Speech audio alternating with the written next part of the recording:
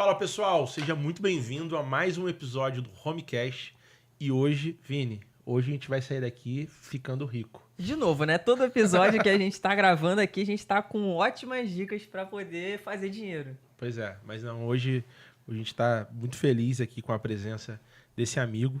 Nós estamos aqui com o João Pedotti. João Pedotti é sócio da Inove Investimentos e head do Private lá, né? Exato. João, obrigado aí pela tua vinda aqui.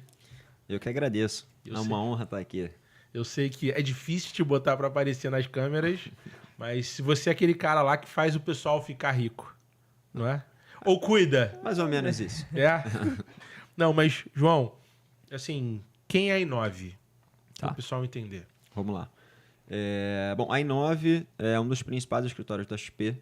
Hoje a gente tem mais ou menos 5,5 bi sobre assessoria. Estamos no Rio, estamos em São Paulo. Basicamente, a gente é um escritório credenciado da XP. O que significa isso? Os nossos clientes, os clientes Inove, têm acesso à plataforma XP para que eles possam fazer os seus investimentos. Aliado a isso, a gente usa, obviamente, a plataforma da XP para os nossos clientes investirem, mas a gente também faz assessoria como um todo, assessoria global. Então, se o cliente precisar de alguma ajuda patrimonial, constituição de uma holding, constituição de uma offshore, se ele quer tomar crédito, se ele quer aplicar pela pessoa jurídica, nossa ideia aqui é ser um hub de soluções da parte de patrimônio, claro. Pô, basicamente isso. Muito, muito bom. E você é head private, é o quê? É um produto? É um nicho. É um nicho. Clientes acima de 10 milhões de liquidez dentro da Inove, ele tem acesso a alguns produtos um pouco diferenciados e uma assessoria também diferenciada.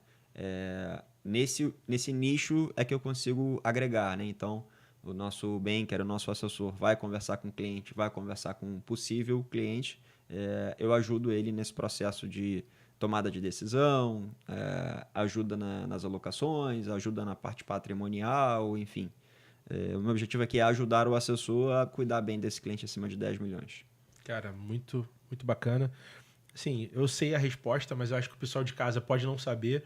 Qual é a diferença de fazer um investimento contigo dentro da Inove ou fazer um investimento dentro do banco dele? Tem diferencial? Eu acho que existem 3 grandes pilares para que você faça uma boa gestão do patrimônio.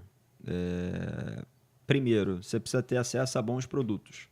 Não adianta você querer montar um portfólio numa instituição que não tenha bons produtos. Você não vai conseguir fazer isso. Segundo grande pilar é a assessoria de investimentos. Não adianta também você ter os melhores produtos do mundo se você está tendo uma má assessoria. O que significa isso? A leitura do cenário macroeconômico está errada, o juro vai subir, você está com uma posição que não se beneficia desse movimento, você não tem algumas proteções no portfólio. Então, você tem que ter produto bom, uma boa assessoria por trás.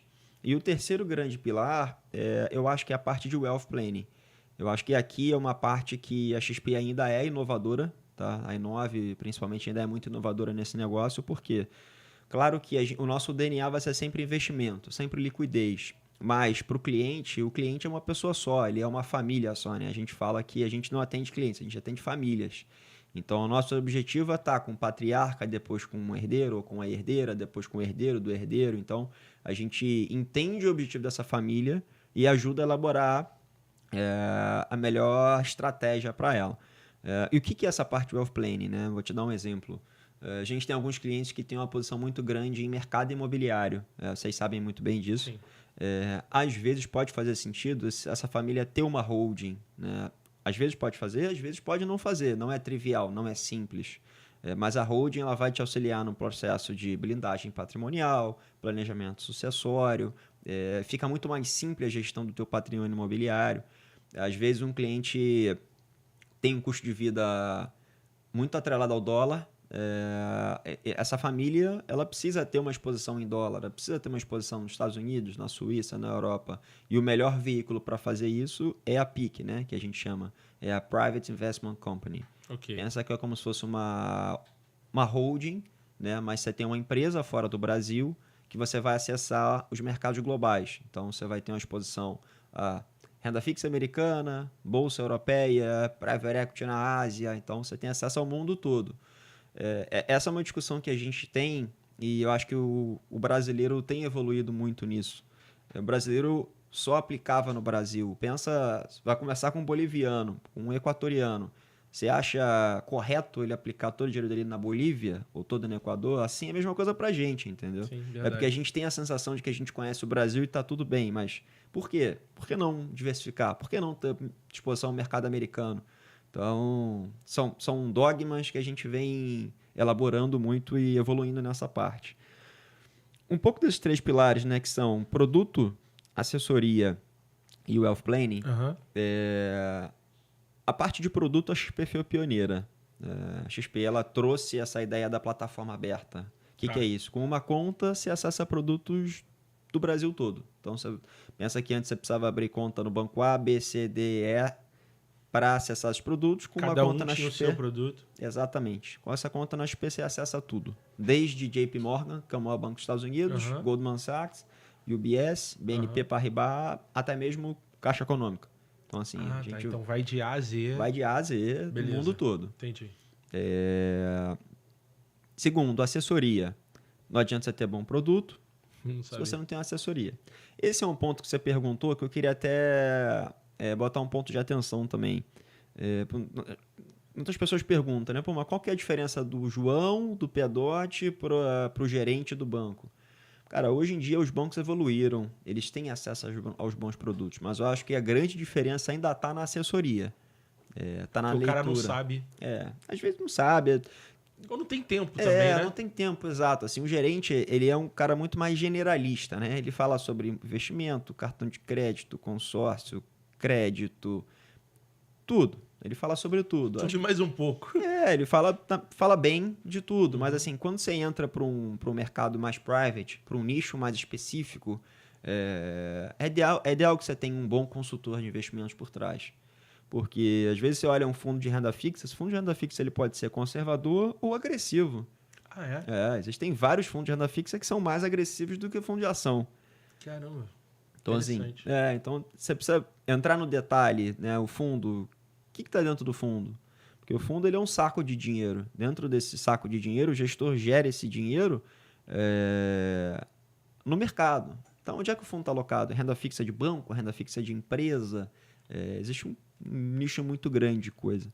Então, esse é muito importante. E o terceiro, claro, que é a parte de patrimônio. Né? A gente fala que a gente está aqui para perpetuar patrimônio. Não sei se é uma pergunta que vocês queriam fazer, Exatamente. mas assim, a família vai fazer dinheiro no negócio dela. Sim. Aqui a gente está para perpetuar. A gente não está aqui para gerar 30%, 40% ao ano. A gente quer ganhar dinheiro acima da inflação, né? Para que essa família continue bem sucedida no longo prazo. Esse é o objetivo, sem correr muito risco de preferência.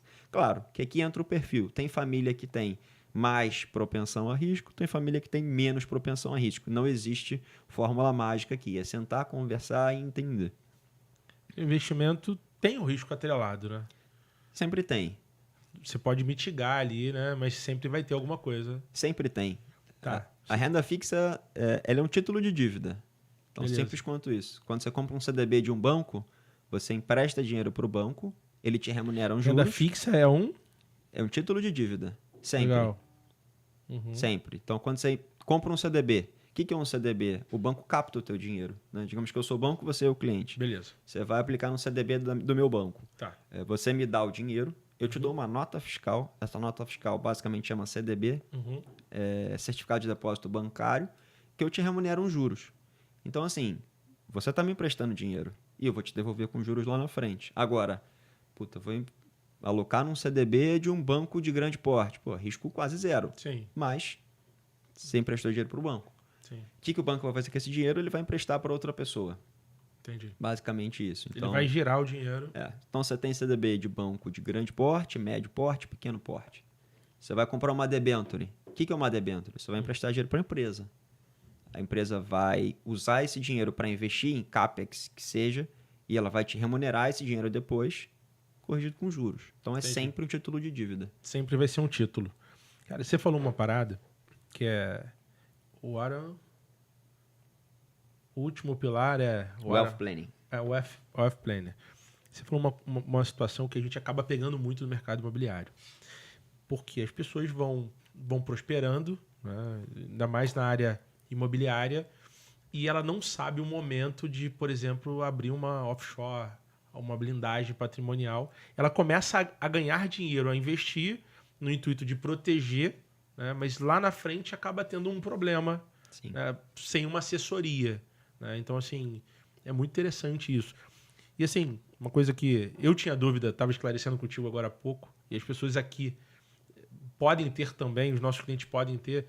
Cara, qual a diferença de offshore, por exemplo, para uma empresa dentro do Brasil, uma fora, Tá, uma hold, né, com uma offshore? Vamos falar um pouquinho disso? vamos lá. É muito importante isso, porque é o que a gente fala, assim, a família ela é boa em ganhar dinheiro naquilo que ela conhece. Sim. Às vezes a família vai ganhando dinheiro, vai comprando imóvel, vai investindo e tá ótimo, tá perfeito, mas é legal que tem alguém para ajudar. Ó, talvez se a gente for por esse caminho, você vai pagar menos imposto, obviamente, tudo legal, vai ficar mais fácil, mais organizado. Vamos por esse caminho. Então, são alguns detalhes que no longo prazo fazem muita diferença. Holding, por exemplo, se você tiver um aluguel dentro da holding, você vai pagar 12%, 13% em cima do aluguel. Se for na pessoa física, você paga 27,5%. É, isso aí. Então, assim, você economiza metade do imposto só constituindo uma empresa. Claro, tem algumas peculiaridades. Você, às vezes vai ter que pagar ITBI, enfim. Para também não aprofundar muito, Tá. eu acho que a diferença, basicamente, a holding ela é uma empresa, como qualquer outra empresa, que tem... Quer que fale da holding? Tá. Hold é uma empresa, vai. Tá. Rapidinho. Mas volta... Não, Mas qual o holding? O holding é uma empresa? o que é uma hold? Tá. Rapidinho. E aqui tinha perguntado a diferença de holding ou offshore. Cancelamos aquela pergunta ou voltamos? Não. Então, Tá. pode Vou ir. fazer a pergunta. Qual era a pergunta? Diferença de holding ou offshore. Tá.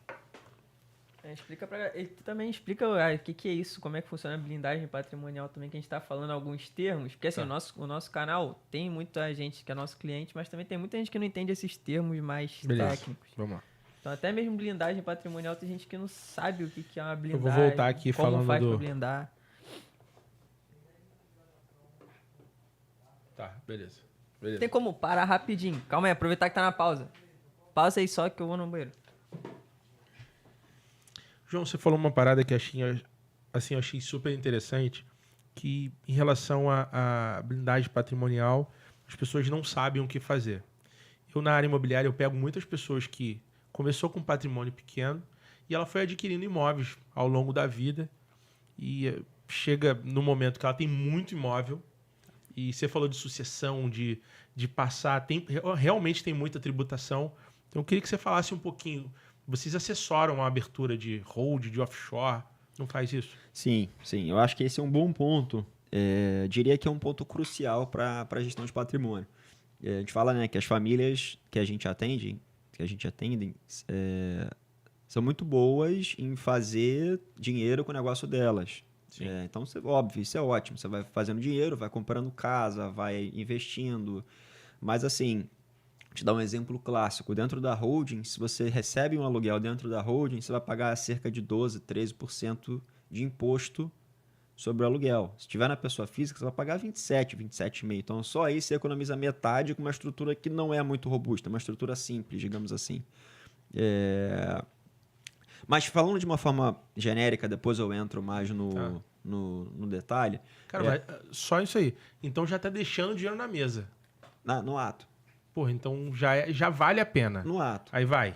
Não para todo mundo, né? Tá bom. Tem algumas peculiaridades, né? A Beleza. gente entra lá, mas para falar da diferença entre elas é que a holding é uma empresa brasileira, a offshore é uma empresa fora do Brasil. Ah, tá. Essa é a Então, diferença. Hold no Brasil, Holding no Brasil, offshore lá fora. lá fora. A offshore, quando você, digamos que eu quero aplicar dinheiro nos Estados Unidos, tá? Tá. Tenho $100 mil, por exemplo, nos Estados Unidos, um valor baixo. Caso eu venha a faltar, existe uma regra de isenção até $70 mil, se eu não me engano, mas se for acima de $70 mil, caso eu venha a faltar, o governo americano vai me taxar 40%. Caramba. É o imposto sobre sucessão para não residente americano. 40%? 40%. É, muito Então, assim, alto. para eu... muito, muito alto. Então, para eu acessar o mercado lá fora, eu preciso de um veículo que Tá. me tire esse imposto. Beleza. Né? Totalmente ilegal. Não estamos falando nada ilegal aqui. Uhum. Então, eu crio uma empresa Tá. em BVI, por exemplo, que é as Ilhas Virgens Britânicas. Beleza. Essa empresa ela fica em BVI, então Uhum. eu vou ter um nome lá, PDOT Limitada. Tá bom. E essa empresa vai ser a dona da minha conta nos Estados Unidos. Vamos dizer XP lá fora, né? Que é a nossa XP Sim. US. Uhum. Então, essa conta PDOT Limitada, essa empresa PDOT Limitada vai ser dona dessa conta na XP Miami. E quem vai ter o dinheiro é essa empresa. Tá bom. E essa empresa de quem? É minha. É sua. Então, é basicamente minha. Eu saio desse imposto de 40% do governo americano. Acesso ao mercado global. Então, eu tenho acesso aos Estados Unidos, Europa, Ásia, o mundo todo. O mundo Eu não todo. fico preso ao Brasil. Beleza. Esse é um ponto legal também, assim. Por que só ter dinheiro no Brasil? Né? Por que não ter dinheiro nos Estados Unidos? Vou te falar o que os clientes me falam. Porque eles não têm a informação, Pode ser. sabe? Eu acho que o brasileiro ele tem muito essa parada assim, o que eu não domino, Eu não vou fazer. eu não vou fazer. Não, faz sentido. Mas tem um risco disso também, não é, cara? De ter dinheiro lá fora? Não, de você ter o risco aqui. De você ter fazer. tudo Tem ali dentro do brasileiro Brasil. que nem investe, pô. Claro. Tá aqui, Agora ó. imagina, você falou da Bolívia.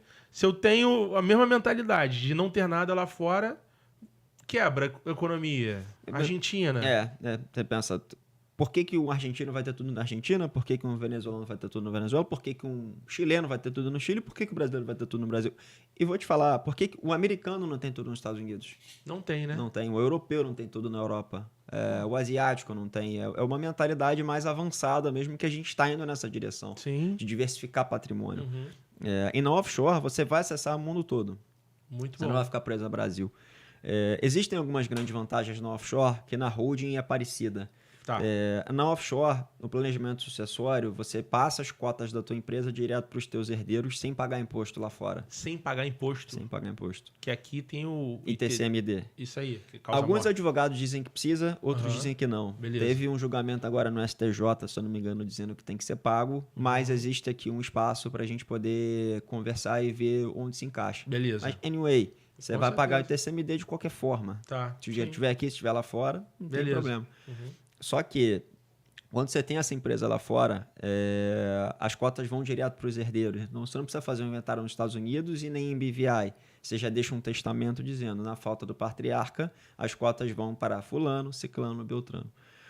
Primeiro ponto, planejamento sucessório muito fácil. Segundo ponto, blindagem patrimonial. O que significa isso?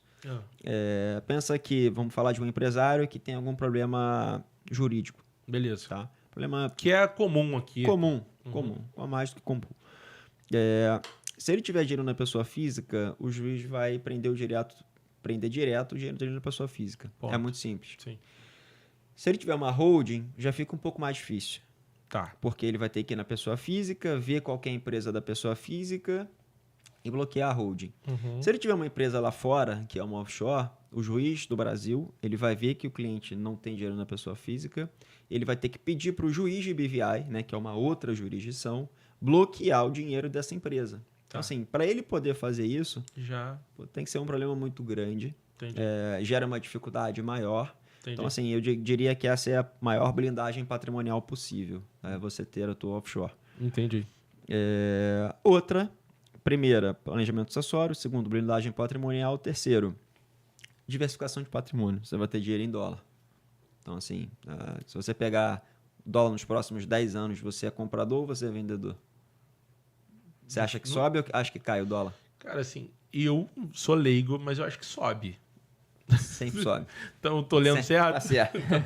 Porque eu nunca vi descer, cara. Sempre sobe. Claro, vai bater 4,50, 4,30, não sei, pode ser. Mas assim, quando você olha para 10 anos, Pô. se tiver um saco de dinheiro, $1 milhão Ou ou $1 milhão de reais. 4 milhões de reais, qual que você quer? Eu vou no dólar.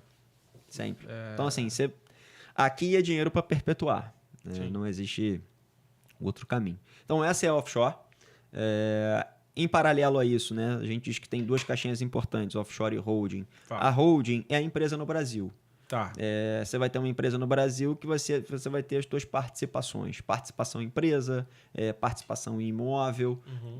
Lá vai estar o teu patrimônio imobilizado, digamos assim. Beleza. É bom que não tenha dinheiro dentro da holding, Aham. porque, dado que é uma holding, não é um fundo de investimento, o objetivo principal dessa empresa é a gestão de ativo imobilizado, não de dinheiro. Entendi. Então, se você tiver aplicação financeira dentro da holding, você vai ser bitributado. Esse é um ponto de atenção. Ah, eu vou ser bitributado. Vai. Na pessoa física, você paga na média 15% de imposto. Sim. Tá falando do lucro? Tá. Se ganhou 100 mil, você vai pagar 15 mil de imposto. Tá bom. Na holding, você vai pagar 15 mil de imposto, mais, sei lá, 17 mil reais de imposto. Então, você vai ter uma tributação na pessoa física, sai de 15 e vai para 32. Entendi. Então, assim, o ideal é que dinheiro fique na pessoa física e todo o restante na holding. Na holding. Barco, casa, carro, tudo, obra de arte, tudo dentro da holding. E o dinheiro na pessoa física. Legal. A holding ela é interessante, primeiro, para quem recebe aluguel. Se você recebe aluguel na pessoa física, você paga 27, 27,5. Dentro da holding, você paga 12, 13. Então, você já corta pela metade o teu custo. Muito bom. Blindagem patrimonial também é a mesma coisa. Se tiver algum problema, o juiz na pessoa física é muito mais fácil. Ele vai ter que ver que você tem uma empresa para depois bloquear os bens dessa empresa. Vai ser é um segundo ou terceiro passo, né? Dentro do processo. Não existe blindagem perfeita. Claro. Existem algumas proteções, algumas camadas. Nem a Sim. blindagem do carro é perfeita. Verdade. Alguma coisa passa, Alguma né? coisa pode passar. Muito boa a sacada. E A partir aí, de quantos imóveis? essa conta, ela não é tão simples, porque qual que é o custo de uma holding? É o custo de você abrir uma empresa. Uhum. E aqui tem um ponto de atenção, que existe vou dizer que é uma brecha na lei, mas um ponto que se você abre uma holding e você não recebe aluguéis pelos próximos 48 meses, né? 24 meses, desculpa. Tá. Se você não recebe aluguel pelos próximos 24 meses ou não pretende vender, o governo ele te isenta de ITBI. Então, você pode transferir os teus imóveis da pessoa física, você integraliza isso na holding sem qualquer tipo de imposto. Se eu não receber aluguel nos próximos 24 meses. Se você não se beneficiar desse imóvel financeiramente. Exato. Interessante. E aí você não precisa pagar ITBI. Qual vai ser o teu custo aqui? Abrir uma empresa, que é muito Entendi. barato. Pô, É muito barato. interessante você falando disso. Assim, o que eu te falo é a realidade que eu vivo. Tem cara que comprou 1, 2, 3, 4, já tem mais de 10 imóveis e ele fica com medo de colocar na hold sem aluguel por conta do ITBI, porque é uma carga, dependendo do valor do imóvel, né? 3% de cada um, então... Se você não pretende ganhar aluguel sobre isso, você pretende não vender, o melhor vender. caminho, sem dúvida, é a holding. Pô, super interessante. Sem dúvida. Boa. Agora, vantagem da holding, né? Você paga menos imposto, blindagem patrimonial e no planejamento sucessório também é muito vantajoso. Isso é um ponto legal também de se falar. Quando se os imóveis estão na pessoa física e o patriarca vem a faltar, Tá. ele passa para os herdeiros pelo valor que está no IPTU. Beleza. Se o IPTU vale 1 milhão, ele vai pagar o ITCM dele sobre 1 milhão. Sim. Na holding, se você tem vamos dizer que a gente comprou um apartamento na Barra por 2 milhões, por Tá. 500 mil. Beleza. Compramos por 500 mil, hoje vale 2 milhões. Ok. Se o patriarca morre e está na pessoa física, ele vai pagar ITCMD em cima de 1,5 milhão, 1.700, sei lá. Em cima da avaliação da prefeitura. Exatamente. Tá. Quando você transfere isso para a holding, você transfere pelo valor de compra. Então, você transfere por 500 mil. Por 500 mil. E na hora da sua falta, como você vai transferir as cotas da empresa? Não vai construir imóvel? Quanto Tá. que vale a empresa? É o capital É o social capital social. que você botou por 500 mil. Então, você vai Entendi. pagar um imposto sobre 500 mil. Você não paga o imposto sobre os 2 milhões. Pô, interessantíssimo. Tá. Eu consigo comprar imóvel direto na hold? Consegue? Consigo? Consegue. Então, esse cliente que já tem uma hold, ou constituímos a hold, ele transfere os bens que tem e a gente consegue continuar comprando dentro da hold direto. Exatamente. Ele tira o dinheiro da pessoa física, integraliza isso na holding Tá. e compra os E imóveis. compra os imóveis. Então, assim, fica muito mais barato fazer a sucessão. Muito bom. Agora, não assim, todo mundo acha que, poxa, fiz a holding, é o melhor do mundo. Não, às vezes não. Vou te dar um exemplo. Na hora que você vende um imóvel dentro da holding, você paga de imposto um percentual fixo. Se eu não me engano, agora é 6, 7, 8%. alguma coisa nesse sentido. Sim. Na pessoa física, você paga o ganho de capital. Sim. Então, se você tem um ganho de capital pequeno, é melhor você pagar na pessoa física, né, do que você pagar um percentual sobre o valor do imóvel. Pensa que você comprou um imóvel por 10 milhões, vendeu por 10,5. Pô, seu lucro é quase zero. Então, na pessoa física, você vai pagar pouco imposto. Tá. Agora, na holding, como é um percentual, vamos dizer que é 6%, é 6% de 10 milhões e meio. 10 milhões, entendi. Não, mas assim, essa explicação acho que já é muito rica para os clientes. E na offshore é basicamente a mesma coisa, só que lá fora, né? Só que lá fora e no offshore você pode ter dinheiro. Liquidez. Posso ter dinheiro. É o ideal que tenha liquidez. O ideal é que tenha offshore, liquidez. Existem dois tipos de offshore. A PIC, que é Private Investment Company, para você investir dinheiro. E existe a LLC, que é para você ter ativo Estados Unidos, o pessoal para comprar LLC. abre a LLC. É. Tá. Mas se eu tiver essa PIC, eu posso colocar os imóveis dentro dela ou não? Não é legal. É melhor você ter uma PIC e ter uma LLC. Talvez a PIC pode ser dona da LLC. Aí vai depender da constituição da família. Tem que entrar na I9 para você dar assessoria e ver qual é o melhor cenário, né? Até porque não dá para a pessoa se pautar pelo que está ouvindo aqui. Aqui a gente está dando várias informações. Claro. Vai depender da família. Eu tenho família que tem 50 milhões em imóvel e tem 500 mil em dinheiro. Tem família que tem 50 milhões em dinheiro e tem um imóvel de 2, 3 milhões. Vai ali pro... Não existe fórmula mágica. Cara, muito, muito interessante. E aí, Vini? Alguma dúvida ou não? Não, tem várias, né? Porque Então é muita informação. Mas só para explicar pro pessoal de casa, né? A gente bateu um papo aqui antes, que a gente ouviu muito falar de holding aqui. E ele deu algumas variáveis de holding, mas dá aquela pincelada da pirâmide que você falou aí de holding, que esse golpe a gente não pode cair, não. Muita gente tá caindo. Muita gente caiu. Assim, Existe isso de render... Não, de render rendimento de 30%, 10% ao mês? Não existe. Não é investimento no mercado correto. É palpável? Tem algum modo para... Existem alguns clientes, né, alguns investidores que ganham bastante dinheiro gerindo seu patrimônio e tudo mais, mas nada dá 10% todos os meses de reloginho. A segurança é impossível, né? É impossível. Se tem alguém te prometendo 5% ou 10% ao mês, duvide, porque alguma coisa tem aí, não é legal, não é legal. Muitas pirâmides se falam, né, que eu opero cripto, eu tenho uma holding, eu opero no mercado de ações, mas assim, promessa de rentabilidade é impossível. A CVM mesmo não te deixa fazer isso. Eu não posso falar para o meu cliente, olha, você vai ganhar 1,5 ao mês, eu te garanto. Não existe essa garantia. É porque você está tratando do futuro, não dá para você saber, né? Exatamente. Como as coisas vão ficar. Exatamente. E quando você monta um portfólio diversificado, você tem algumas opções diferentes dentro dessa carteira. Você vai ter um ativo de renda fixa, você pode ter ativo no mercado internacional, você pode ter fundo imobiliário, que é um negócio interessante, você pode ter um fundo multimercado, você pode ter um fundo de renda fixa. Sempre que a gente monta um portfólio, a gente diversifica ele, né? Não dá para você colocar todos os ovos na mesma cesta. Quem fala... Tem um livro muito bom, que é o do David Swensen, que ele fala sobre a teoria moderna de portfólio. Que você tem que ter percentuais diferentes, em ativos diferentes, em classes diferentes. E não adianta você querer acertar o market time das coisas. Se você...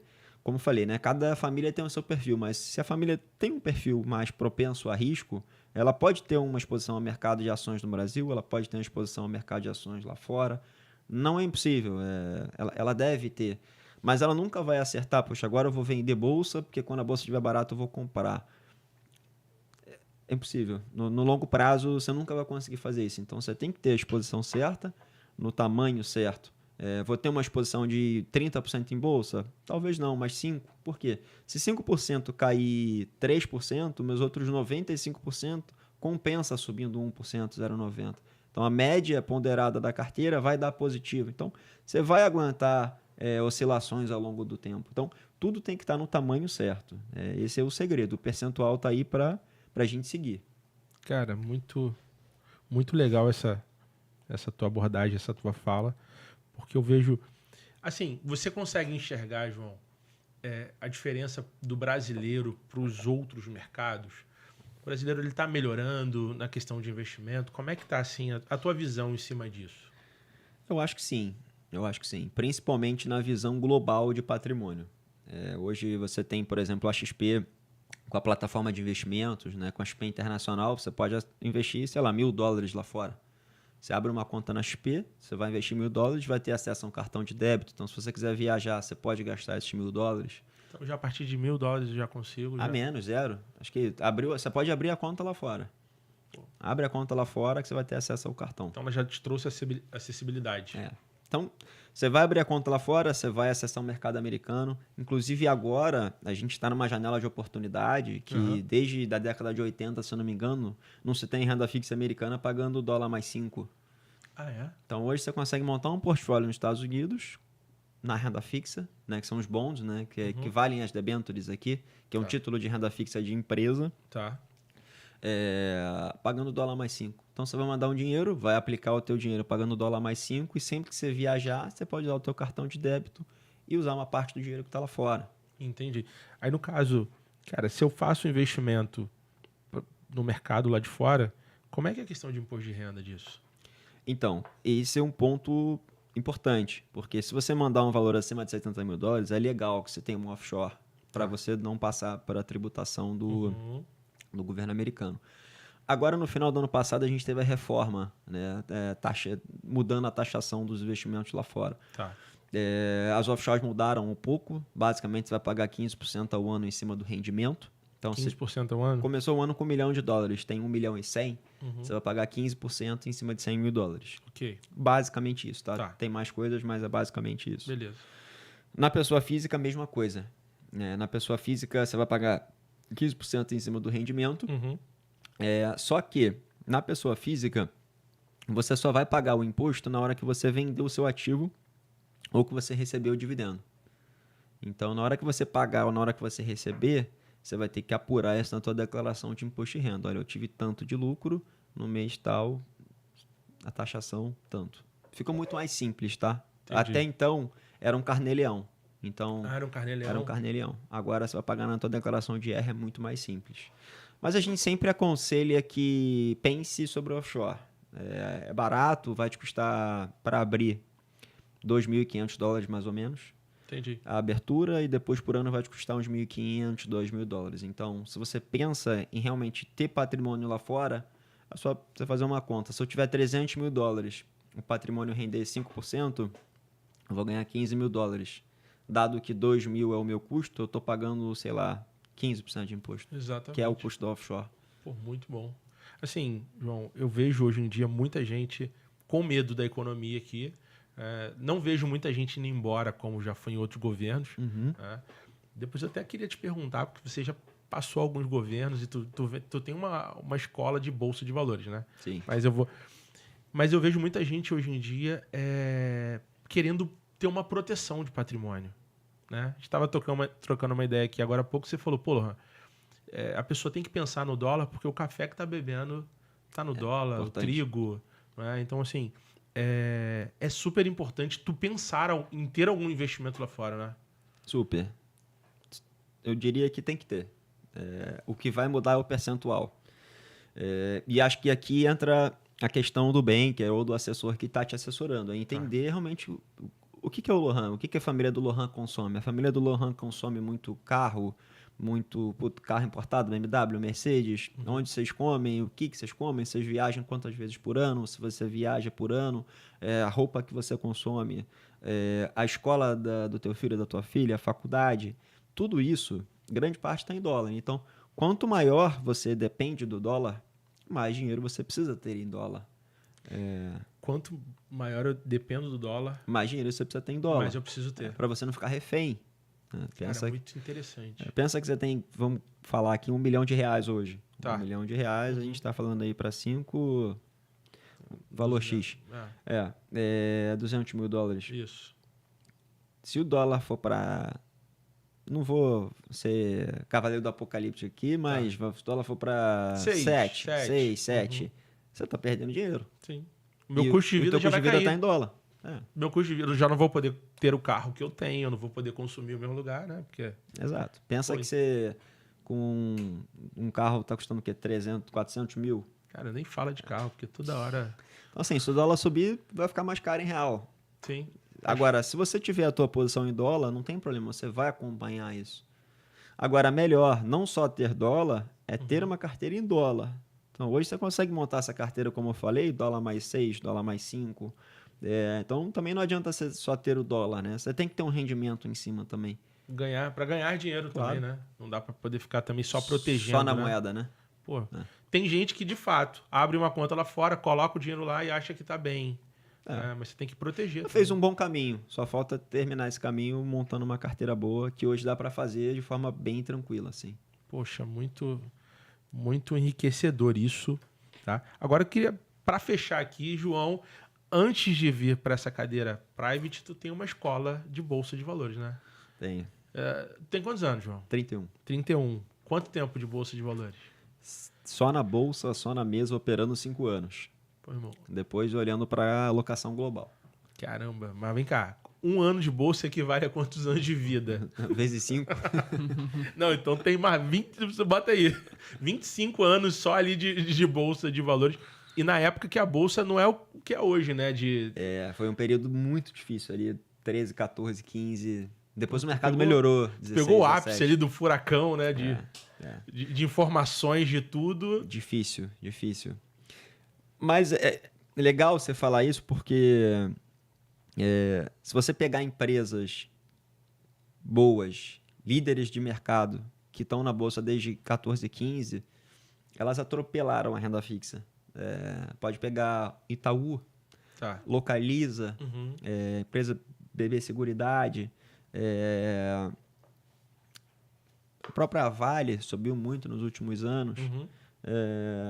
Empresas de energia, Equatorial. Todas essas empresas líderes de segmento subiram muito, valorizaram muito. Por quê? Claro, se você está num ambiente hostil, num ambiente difícil, você vai conseguir fazer menos dinheiro. Sim. Mas se essa empresa é a líder, ela vai se acomodar de tal forma com que ela vai comprar as menores. No caso da Localiza. Entendi. Né? Então ela foi se movimentando, se ajustando, e hoje quem tem a Localiza desde 2014 ganhou muito dinheiro. Então, às vezes... Suportaram, né? E assim, empresas são pessoas. Sim. Então, se essas pessoas são boas, elas vão conseguir passar pela maré difícil. Então, na hora que elas passarem pela maré difícil, elas vão saírem muito maiores do outro lado da arrebentação. Então, a bolsa ela é muito mais do que o Ibovespa. O Ibovespa é concentrado, commodity banco, os 40% é commodity banco. Você tem empresas lá dentro que são muito boas, são vencedoras e que você pode estar nelas no longo prazo. Agora, claro, quando você olha para o CDI a 13, 13,5, 12, é difícil. É verdade. Difícil. Verdade. Não, cara, assim. Mas isso te deu uma base absurda para o que você faz hoje, não deu? A gente consegue ter uma boa leitura do cenário. Ter vivido né, aquilo tudo. Porque tudo pode acontecer, né, Lohan? Uma pandemia Claro. aconteceu em 2020 e tá aí o que aconteceu. A bolsa caiu 60%, sei lá. Guerra da Ucrânia Guerra da impacta, Ucrânia, tudo impacta, né? Tudo. Você pode dormir hoje, amanhã alguma coisa pode acontecer diferente, você tem que estar preparado. O teu portfólio tem que estar preparado para aquilo. Esses são os Black Swans, né? Eles existem, eles acontecem. Uma hora ou outra vai acontecer alguma coisa que vai destabilizar o mercado todo. E o teu portfólio tem que estar equilibrado o suficiente para aguentar isso. Até nisso vocês pensam? Claro. De tipo, eu tenho que me proteger não só para a variação do mercado, para uma bomba atômica, uma parada. Existe uma frase boa que é: o ônibus que me atropela é aquele que eu não vejo. Porque aquele que eu vejo eu estou protegido. Repete essa aí que eu vou usar essa aí, vai, como é que é? O ônibus que me atropela é aquele que eu não estou vendo. Verdade. Porque pode acontecer. A pandemia aconteceu. Quem imaginava que a pandemia iria acontecer? E o teu portfólio tem que estar protegido. Quem tinha dólar naquele momento ganhou muito dinheiro. Quem tinha uma posição atrelada à inflação, a inflação acelerou muito depois daquilo ali. Então, o portfólio tem que estar diversificado. Poxa, João, eu sou muito conservador.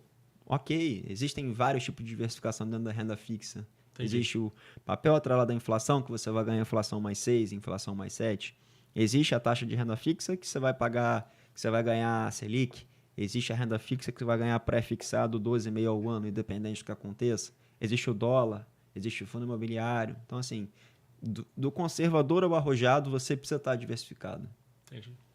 E dá para ganhar dinheiro no mercado ou é só para proteger?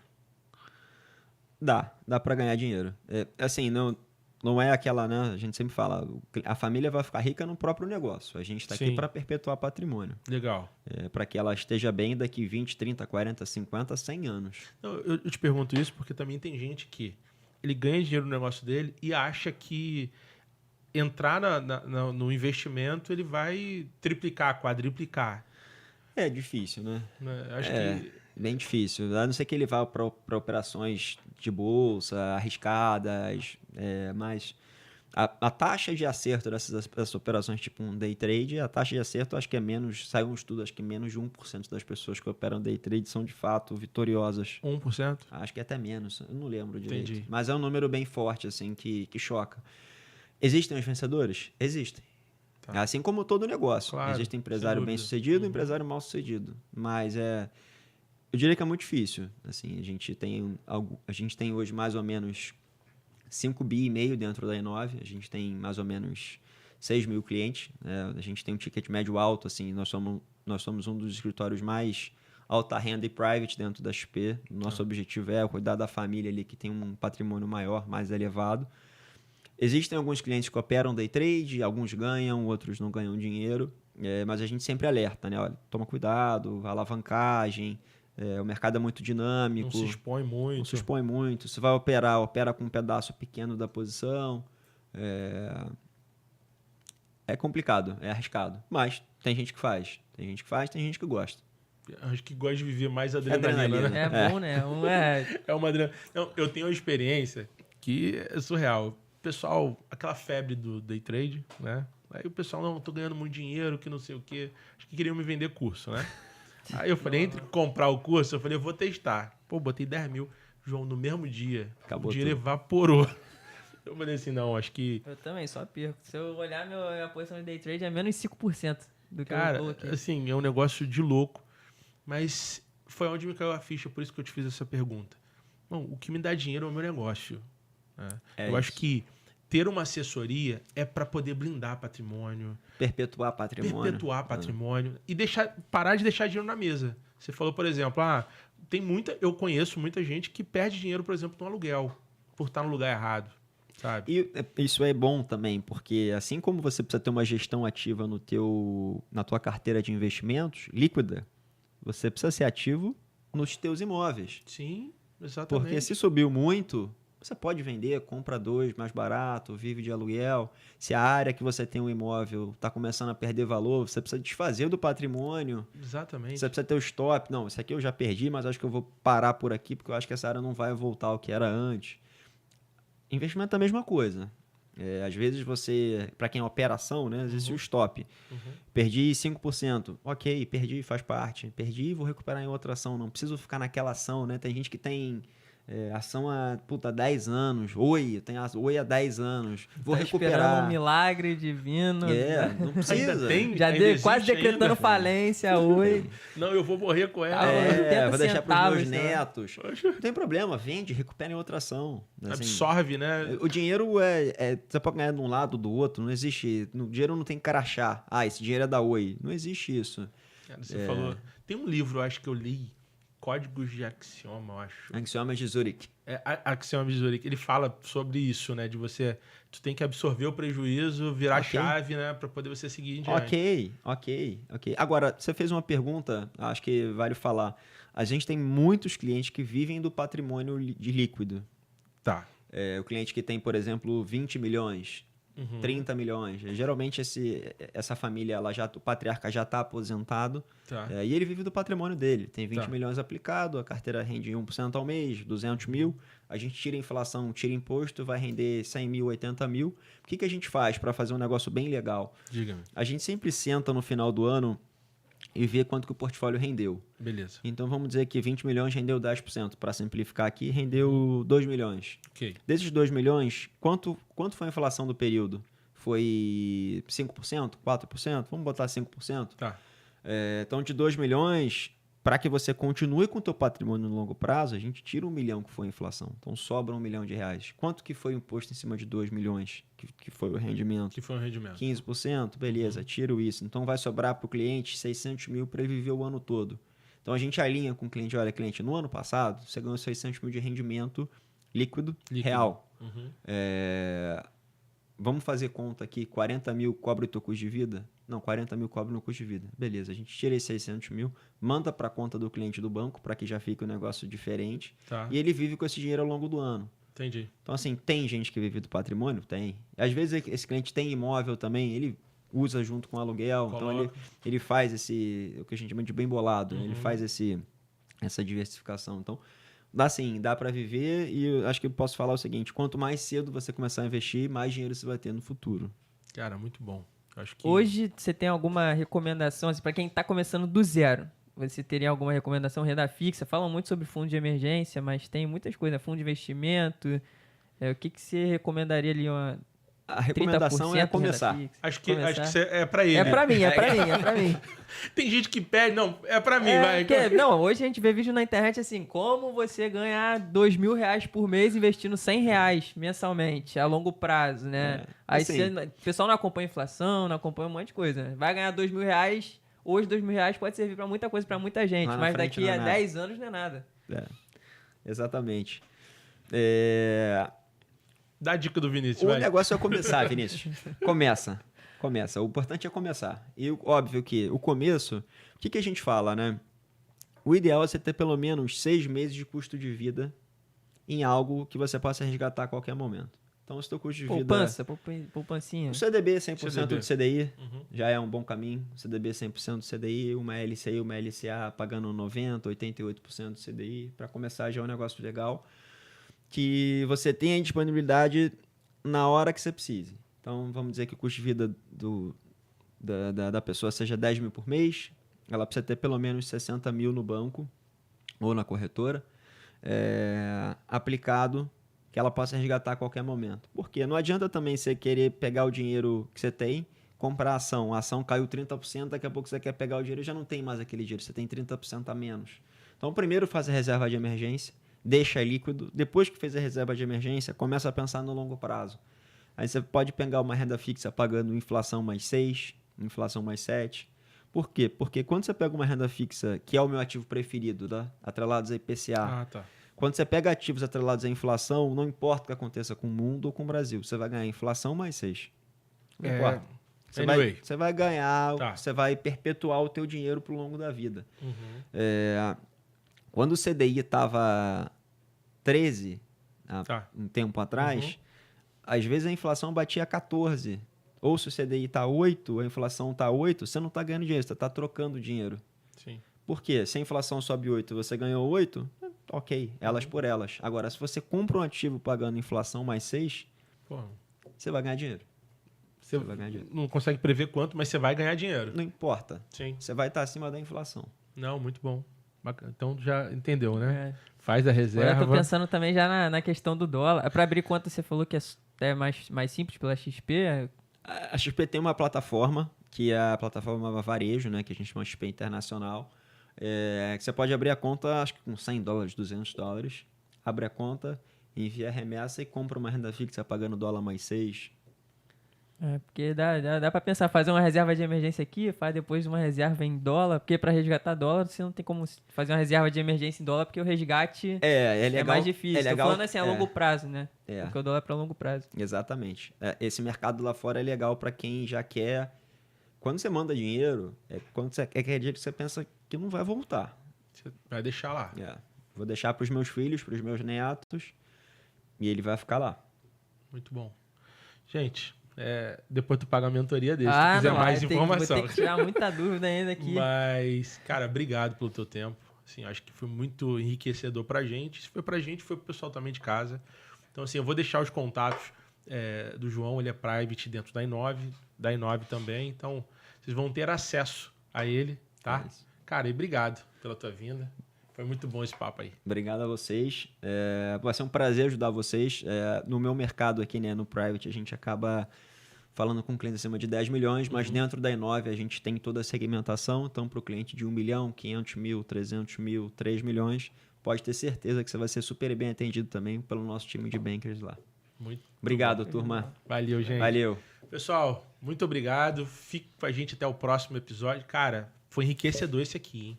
Então, Dúvidas nos comentários. e dúvidas, volta e assiste de novo. Coloca nos comentários que depois a gente pede pro João responder, tá Com bom? certeza. Um abraço. Abração, pessoal.